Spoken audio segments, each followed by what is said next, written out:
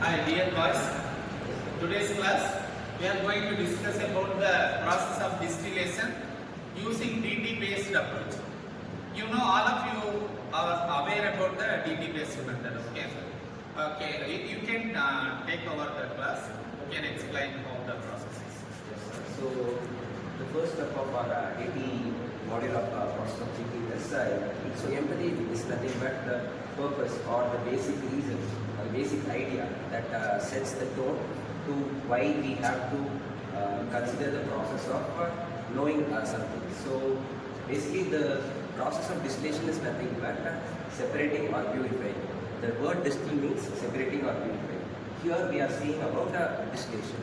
So the main component we are using is crude oil.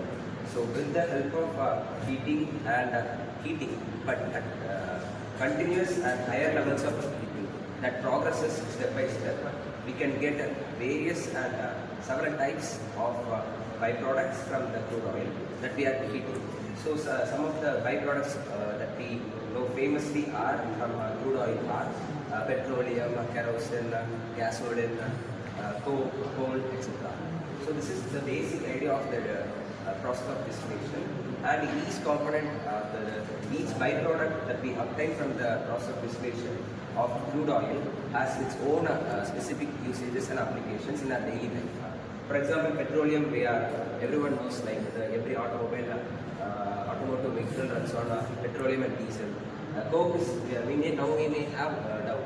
Everyone have seen that word coke, but the word coke is one of the byproduct from the process of distillation that is used mainly in the process of steel production that many of us might not know. So this is one fact. And of course the final product is coal that we used in road manufacturing, etc. So our friends will discuss further about this. So my name is Shashri. Now I am here to tell about the compounds and the functionality of this apparatus. So let me tell you, this is a beaker. This is a beaker, and here we have connected a thermometer, and here inside this it contains a boiler, and here it contains a cold water, and this is a collector. So what happens is when we have to pour the byproduct, which means our the raw material we have to pour, like crude oil. When we burn, when we increase the heat, each component, each material has its own boiling temperature and evaporation temperature. For example, if petrol evaporates at 100 degrees Celsius, means it evaporates and then comes here. But by the help of the cold water, the evaporator becomes the water molecules and then collected in this beaker. So, and then the process is further heated, and then further material is evaporated, and then same process is repeated. So by using this method, we can get the byproducts of the petroleum, like petrol, diesel, kerosene, jet fuels, and then tar, coal, coke, and then some other extra products. Thank you. And I'm going to tell about the advantages of using this process. First one is purability. It will give the purest form of any byproduct you any byproduct you give as an input, and the result will be the purest form. And scalability. You can use this for a small scale industry or even a large scale industry uses these products. And I have a doubt also. Can we fasten this process? The result will be given by drop by drop. Why can't we give us a fast one? No, we cannot.